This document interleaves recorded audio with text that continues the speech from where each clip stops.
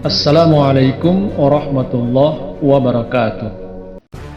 Di video kali ini saya akan membahas perihal Nabi Sulaiman alaihi salam, di mana beliau sebagai seorang nabi sekaligus juga sebagai seorang raja penerus dari ayahnya, yaitu Nabi Daud alaihi salam. Berawal dari Nabi Musa alaihi salam yang menyelamatkan Bani Israel dari penindasan Fir'aun, kemudian di bawah pimpinan Yusha bin Nun, mereka berhasil memasuki tanah yang dijanjikan, yaitu tanah Kanaan, Palestina. Selanjutnya, pada masa Samuel, ia menobatkan Talut atau Saul sebagai raja Bani Israel. Sepeninggal Talut, tampuk kekuasaan diwariskan kepada menantunya, yaitu Nabi Daud, yang kemudian mewariskan kerajaannya itu kepada Nabi Sulaiman. Pada masa Nabi Daud dan Nabi Sulaiman, kerajaannya itu mengalami masa keemasan. Umat Yahudi dan Nasrani mengenal Nabi Sulaiman sebagai Salomo, seorang nabi juga sekaligus raja terbesar Bani Israel dari suku Yehuda. Wilayah kekuasaan Nabi Sulaiman terbentang dari Syria Utara sepanjang pantai Laut Tengah sebelah timur sampai Laut Merah, sepanjang Laut Arab sampai Teluk Persia. Pada hakikatnya, di zaman Nabi Sulaiman, kerajaan Bani Israel telah mencapai puncak kejayaan dalam kekayaan, harta, kekuasaan, dan pengaruh. Itulah gambaran singkat mengenai Nabi Sulaiman alaihi salam. Dalam Al-Quran, nama Sulaiman disebutkan sebanyak 17 kali, dan kisahnya disebutkan dalam surah Al-Baqarah, surah Al-Anbiya, surah An-Namal, surah Saba, dan surah Sad. Sayangnya, nama Nabi Sulaiman sering dikaitkan dengan berbagai macam legenda dan dongeng-dongeng yang tidak bisa dipertanggungjawabkan kebenarannya. Misalnya, Nabi Sulaiman dikatakan bisa memahami bahasa binatang seperti burung dan semut, kemudian pasukannya terdiri dari manusia, jin, dan burung, dan masih banyak lagi kisah-kisah khayal lainnya seputar Nabi Sulaiman.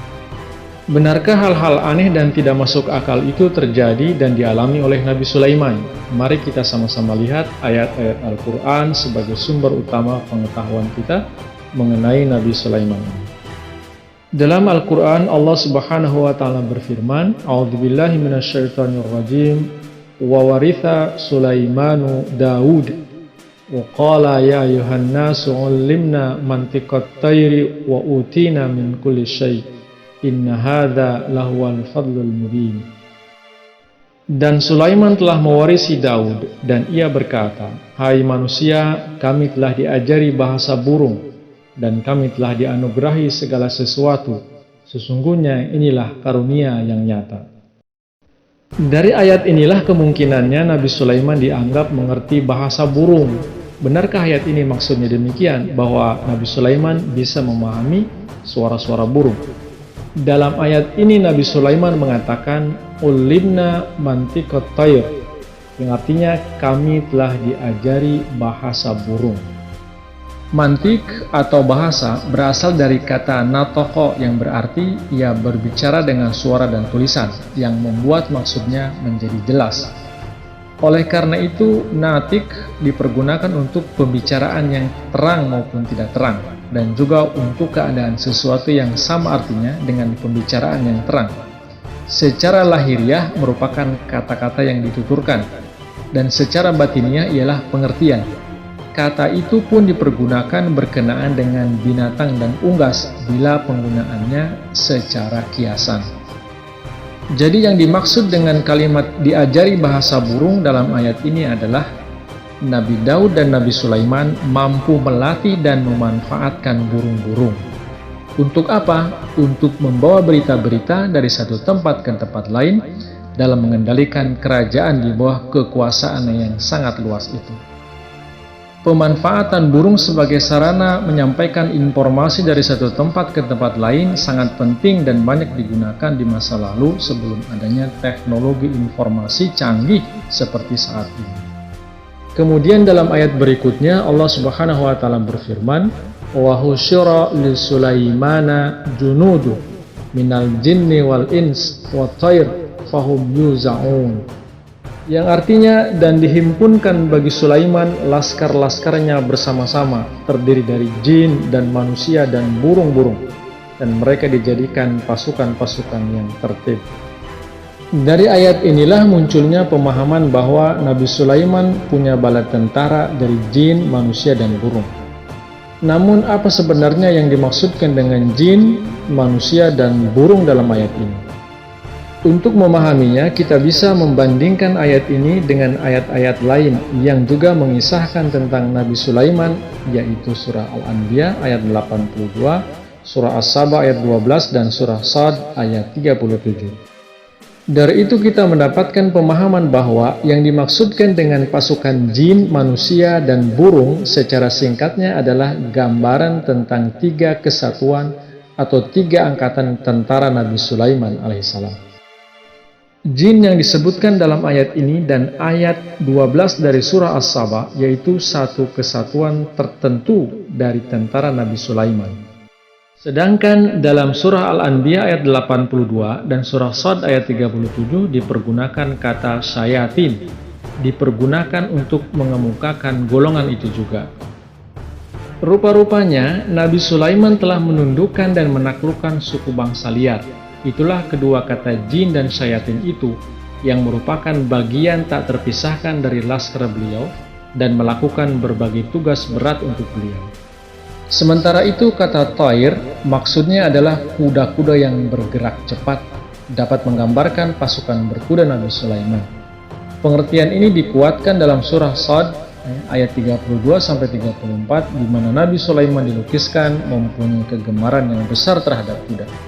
Dengan demikian, jin dan ins atau manusia menggambarkan 2 unit pasukan kavaleri beliau. Jadi, kata Thair selain berarti burung dapat juga diterapkan kepada binatang-binatang yang berlari cepat, seperti kuda dan lain-lain. Thayyar adalah bentuk kesangatan dari Thair, berarti seekor kuda yang berpanca indera tajam dan kakinya bergerak cepat, yang dapat berlari bagaikan terbang. Akan tetapi, jika Thair dapat dianggap berarti burung-burung yang sebenarnya, maka kata itu akan berarti burung-burung yang Nabi Sulaiman pergunakan untuk mengirimkan pesan-pesan perintah, sebagaimana disebutkan dalam surah An-Naml ayat 16. Berikutnya, Allah Subhanahu wa Ta'ala berfirman, "Hatta idza atau ala wadin namli qalat namlah Ya ayuhan namlu dukhulu masakinakum la yahtimannakum Sulaimanu wa junuduh wahum la yash'urun." Yang artinya, hingga ketika mereka sampai ke lembah An-Naml, seorang dari kaum Namal berkata, "Hai bangsa Namal, masuklah kamu ke dalam tempat tinggalmu, jangan-jangan Sulaiman dan laskarnya akan menghancurkan kamu, sedang mereka tidak menyadari." Karena kata Namal nama benda, maka lembahan Namal bukan berarti lembah semut sebagaimana pada umumnya disalahartikan, melainkan lembah tempat tinggal suatu suku bangsa bernama Namal. Jadi nama Namal itu nama suatu suku bangsa seperti Banu Asad, Banu Kalb, dan lain sebagainya. Perlu diperhatikan penggunaan kata-kata udhulu, masuklah, dan masakinakum, tempat-tempat tinggalmu dalam ayat ini membuktikan bahwa Namal adalah suatu kabilah atau suku bangsa. Di mana kata kerja udhulu, masuklah, hanya dipergunakan terhadap wujud-wujud yang berakal, dan kata masakinakum, tempat-tempat tinggalmu, juga dipergunakan dalam Al-Quran khusus untuk tempat-tempat tinggal manusia.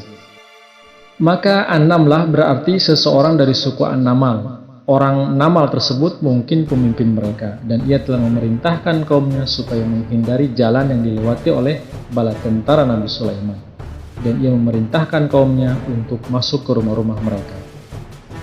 Terdapat beberapa pendapat tentang lokasi mereka. Ada yang menyebutkan lembah itu terletak di antara Jibrin dan Askalan, sebuah kota di pantai laut 12 mil ke sebelah utara Gaz, dekat Sinai.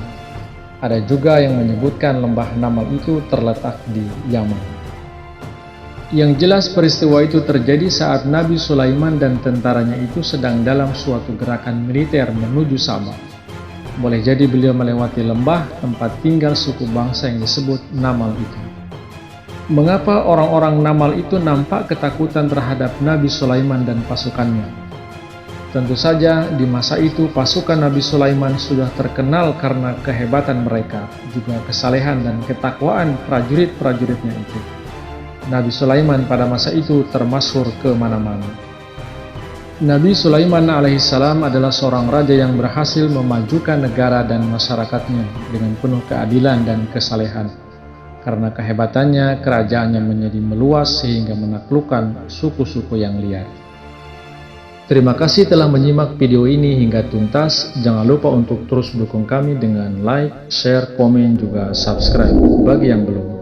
Wassalamualaikum warahmatullahi wabarakatuh.